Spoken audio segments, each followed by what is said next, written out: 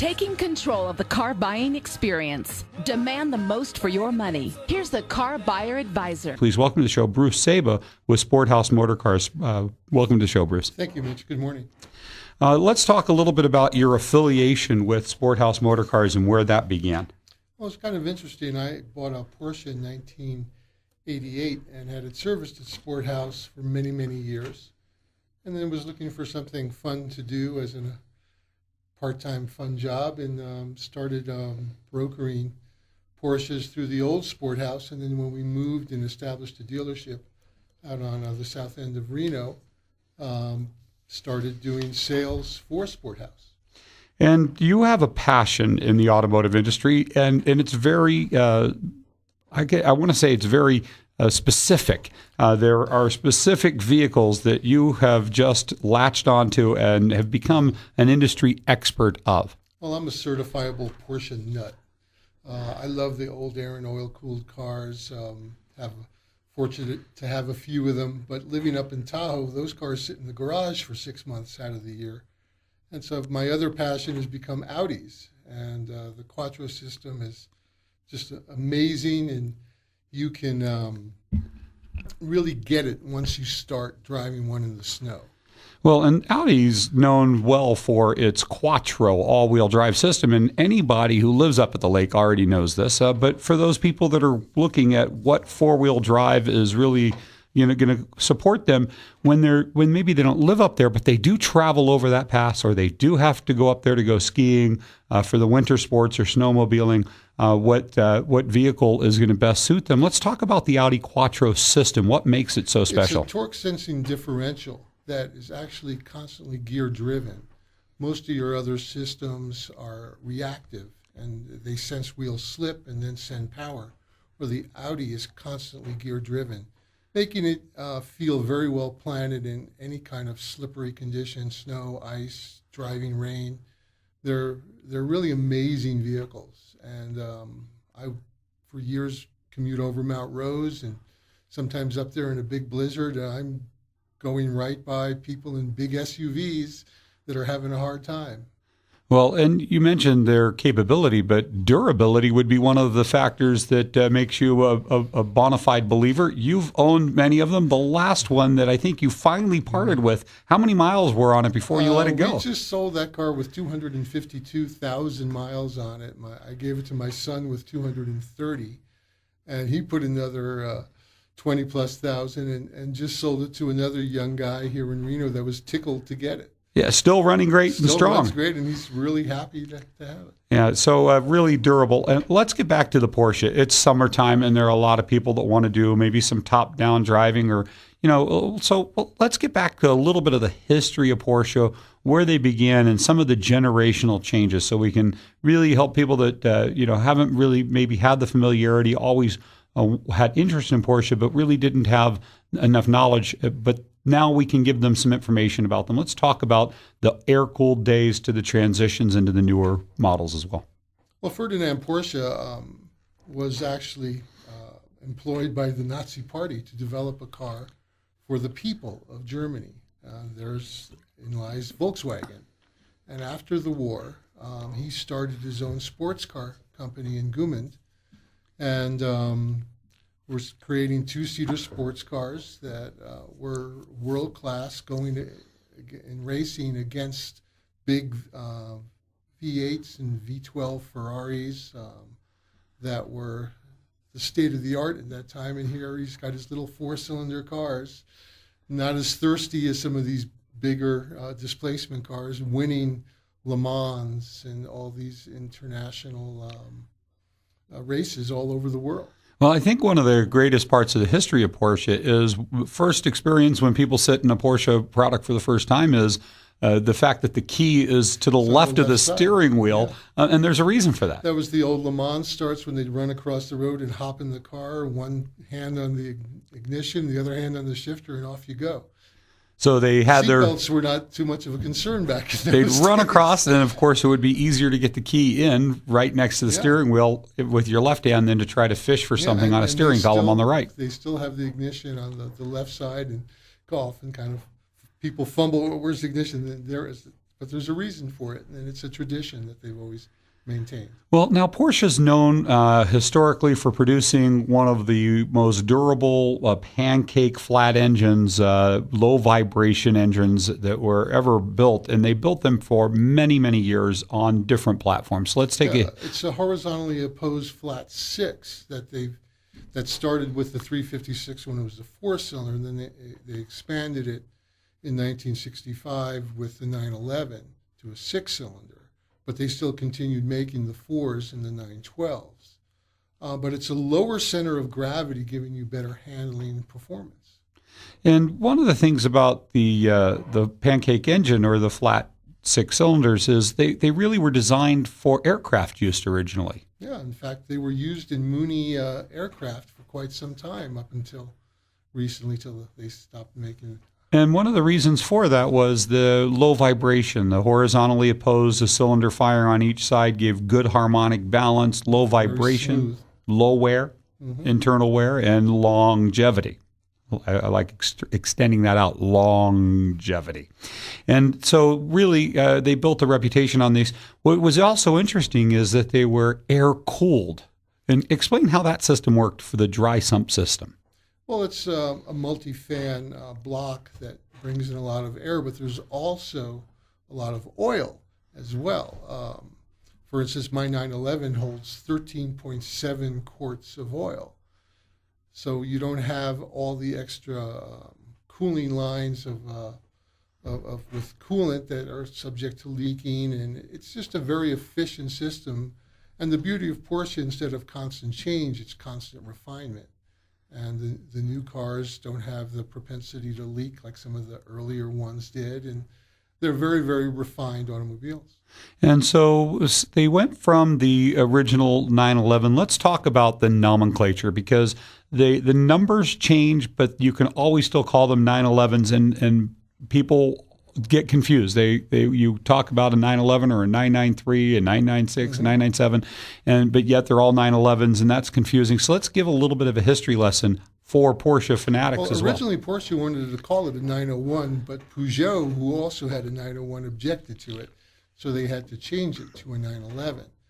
So the original 911 was first at the show in Europe in 1964. And then it was in production in 65, came to the U.S., many of them as 66 models. And that model continued as the early 911 through 1973. And then there was a dramatic change in 74 with all the emissions constraints and bumper constraints. And the car became heavier, a little bit slower. But once they started to develop the emissions, and by 1978, there were a few problems with the 74s through 77s, and they came out with the SC in 78, still a 911 SC, and that continued through 84. That was a 3-liter, 200 horsepower, just slightly under 200. And then in 84, the 3.2 Carrera came out, and that went through 89, and those were the last of the hand-built cars, and all of those cars have become increasingly valuable. The robotics kind of came in with the next model, which became the 964, and those are internal numbers that Porsche used to designate the different models, because they were also had the 944, they also had the 928 at that time. And then in... now, all the time, these models, the 911, 911 SC, the 964, are all 911s. All 911s. Right. But within Porsche, they would give them different designations for some of the different models. The body model is what that 911, right. 964, the 993. And the hard top was kind of the fastback, and they were also available in target tops and convertibles. And then later in 1989, they came out with the Carrera 4 all-wheel drive. So, and then those Carrera 4s were also made in soft tops, Targas, and hard tops. And a terrific all-wheel drive system, very intuitive and correctable. It can correct driver errors. Initially, the 964 had more of a front-wheel bias, and by the time the 993 came out in 1995, they had refined it, as Porsche always seems to do.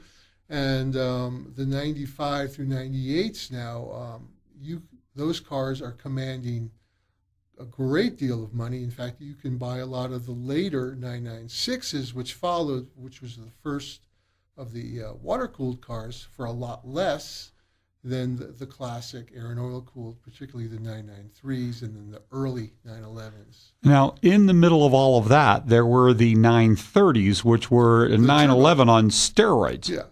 Initially, they had a single turbo, and that turbo would kick in, and off you'd go into hyperspace. But it became a pretty wild car to handle. A lot of people got themselves in trouble. They could swap ends faster than you could blink, and a lot of people had some off-road excursions in those cars. When I took people on test drives in those cars, the first thing I told them is make sure that you have a straight line that you can accelerate in, and that there's no driveways around that somebody can jump out in front of you, because you're going to pass football fields and stadiums so quickly it's hair splitting. Yeah, it's not the kind of car you talk on your cell phone or drink coffee in. Yes, absolutely. You pay attention and drive it, or it will spank you. But by the time the 993s came out in 96, they developed the twin turbo, which was not as dramatically accelerating to the point where it was almost dangerous. So it was a lot more even acceleration. But they also incorporated the all-wheel drive system, which makes the car a lot more neutral handling. What I think is really interesting is starting in the 993, again, we're only talking about the Porsche 911 models here with all these different numbers involved in them. Even the 930 was a 911 with turbo, single to twins. And the wider bodies. All of these nomenclatures are still 911s.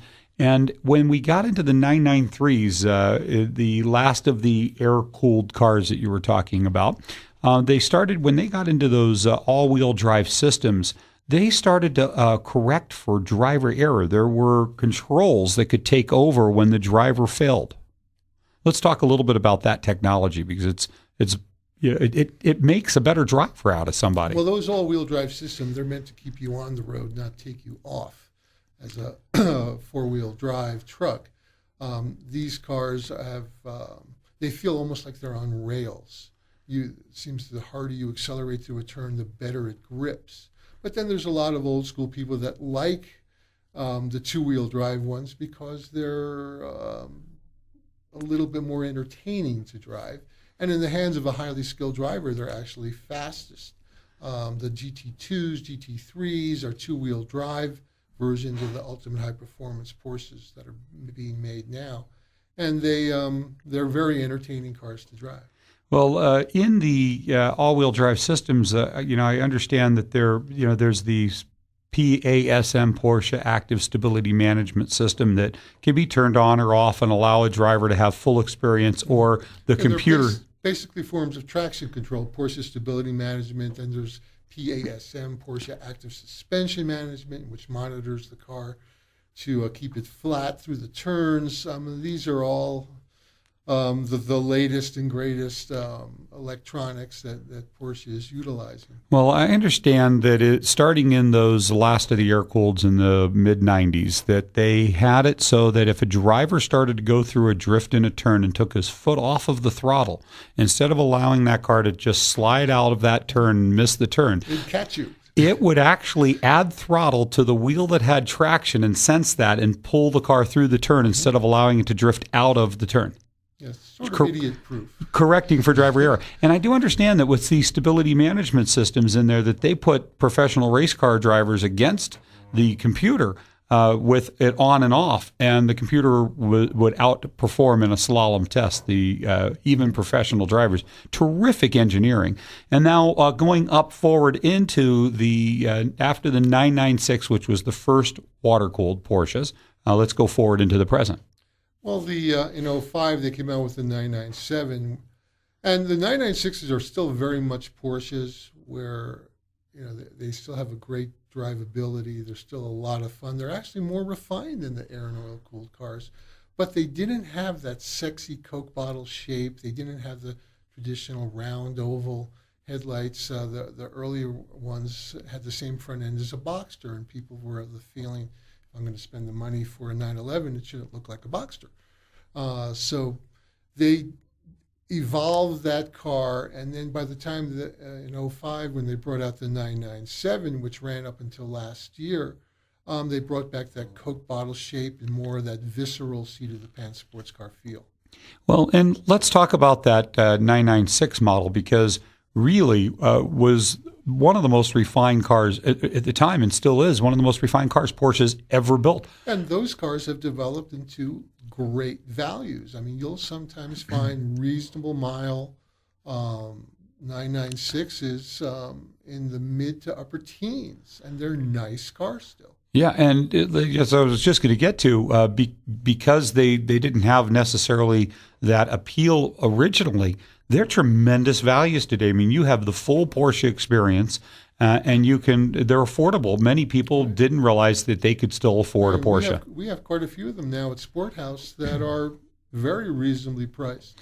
Well, let's take a moment, if you don't mind. And I know that one of the things that you love doing is walking people through the different generations and allowing them to drive an experience so they can pick which one's right for them. You currently have at Sport Haus a little bit of each of these. Yeah, it's kind of fun. You tell me what you want to spend and what you have in mind, whether it's convertible, all-wheel drive. And there's always quite a few different things to show you. One of my favorite little cars right now, we've got a beautiful 1980 Targa, one owner. Original one owner from 1980. With 65,000 miles on it. The car's just a pristine, cute little car that's going to continue to hold its value. Well, nobody can... And it's a great deal of fun to drive. Nobody can guarantee future merchantability. We'll make that clear here. But when you say hold their value, I mean, they've pretty much, after 33 years, found their value. I mean, they don't change much. And many times, these types of cars can appreciate as well. Well, interestingly enough, a lot of these older Porsches are going back to Europe. There's a whole crew of Germans that come particularly to California, Nevada, where the cars were often coveted in people's garages and they weren't used as a daily driver. They were often the second or third car. Sunday, take it to the Dairy Queen, take it to the coast on a weekend. Well, some of these European low mile cars like this little, there's a 33-year-old car with 2,000 miles a year. But also some of the European countries, very salted roads, these bodies have corroded. And that's why they're looking for the dry climate cars. Particularly the early ones, the cars weren't galvanized until 1976, so the Europeans drove them and they rusted away. So they're coming back to California, Nevada, dry climate states, and buying these cars and shipping them back to Europe. So what's been happening, they're becoming scarcer and scarcer, and all of the early cars seem to slowly be going up in value. Great investments, and look, if you can even not have a car depreciate out from underneath you very rapidly still enjoy it. Many people will drive a Porsche and it costs them less to drive per mile per month than people that drive a new car off of a lot and lose 30% of the value overnight. So great concept there for that. This is one of those areas why people get to enjoy products over at the Sport Haus. Many of them do perform very well in the market. We just talked about that 1980. Let's talk about that black 930 Turbo. Ooh, no, that's a nice car. And I'm going to share with folks right now. I mean, this is a car that if you come out and you buy and you're really not already a highly skilled driver, we highly recommend that you take a driving instruction course with David Hackett out there at the Sport Haus. He's also an instructor at the Fernley Raceway. And this is important to learn how to really properly drive a car like this, because this is one of those cars that will raise the hair on your spine and just absolutely put the cheeks back against the headrest with velocity and G-force. Let's talk about that 930 they're Turbo. Very engaging. Those cars don't have all the electronic aids, the traction control, and you're driving it, it's not driving you. And when you learn to master the beast, it's a great feeling. And there's a visceral character that these cars have that is unmatched in anything new today. Well, this is not just a 930 turbo. It's Well, this is a pristine black on black. This is the wide body turbos were the cars that everyone had posters of in their rooms. It was the dream car. dugout rear wheel fenders. Big, wide 10-inch wheels, Fuchs wheels in the rear. Whale tail on the back. This one has very reasonable miles. It has some very tasteful mods with the exhaust, and it just sounds and looks almost intimidating. And showroom floor condition, it's actually on the showroom floor. It's in the showroom. It looks like a brand new car. It's absolutely stunning. Yeah, this is something you need to come down and look at and drive and get while you can, because these are hard to find now because they're winding up in collectors' garages. Real quick, let's move up into that 997 body. You have one of those as well. Yeah, we've got a 05 997. It's beautiful charcoal gray. They call it seal gray metallic with black leather. 34,000 miles on it, if I recall. Just a beautiful car. And when you weigh that car was probably 80-some thousand when new, I mean, there it is with 30,000 miles at half of that now. Just great values. Just great value, but it still gives you that wonderful Porsche feel and look and enjoyment. And, you know, I really admire the next level about Porsche is that they just then said, well, there's still people that need a back seat. And they developed a sedan. And they didn't just make it a sedan. They made it a sedan, grand touring sports. And you have a Panamera, not just a Panamera, but a turbo Panamera. Which is the all-wheel drive, turbocharged, over 500 horsepower. Blistering fast. In the most amazing, you sit in that cockpit and it just wraps around you. Everything is ergonomically correct. I mean, the buttons, the gauges, everything is right where you want it to be. I mean, in full Porsche driving experience. And you're in a great big sedan, but it doesn't drive like a great big sedan. No idea that it's a sedan around you. It's very much a sports car. But you have a huge back seat and all the luxury and bells and whistles you would want in a modern luxury car. Well, if you're interested in coming down and driving any of these vehicles today, Bruce is going to be at the Sport Haus just after the show. He'll be down there in about 20 minutes. Tell them how they can come in and see these and have you take them through the selection of Porsche and Audi inventory that it's currently at Sport Haus. I'd be happy to spend time with anyone that wants to come down and might find something that you like to drive. We're just down on the south end of Reno. It's a South Virginia address, but we're actually just on the north side of the big Winco. So one of the things I'll share this with folks that want to come down there today. If you're at South Meadows Parkway in South Virginia, there's a Winco property there. Face the Winco, and just to the left of that, if you enter on South Meadows Marketplace, there's a business center. Pull into the business center, wiggle up next to that freeway, just to the left of that Winco, and you'll find Sport Haus in there. Worth the drive, and touching the freeway, you'll see it from the freeway. We actually face 395, and if you're going south on the freeway just before exit 60, look to your right, and you'll see us there. And you'll get your bearings. That's Bruce Saba at Sport Haus Motor Cars. Again, the phone number there, 329-1447. If you have any problem getting there, just give them a call, 329-1447. See you there. Thanks for joining us today.